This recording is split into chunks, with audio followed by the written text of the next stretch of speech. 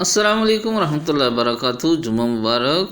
امید ہے تمام ویورز خیریت سے ہوں گے۔ آج آپ کے ساتھ وہ نسخہ شیئر کرنے جا رہے ہیں جو لاکھوں روپے میں بھی خریدا جائے پھر بھی اس کی قیمت کم ہے۔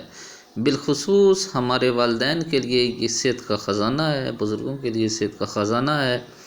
جن لوگوں کو ریشہ ہو جسم ہے ان کے لیے خزانہ ہے۔ دودھ کا ایک گلاس لیں، اس میں آدھا چمچ ہلدی کا ڈالیں، آدھا چمچ سونف کا ڈالیں، ایک دار چینی کا ٹکڑا ڈالیں، 2 عدد لونگ ڈالیں، 2 عدد سبز الائچی کے دانے ڈالیں۔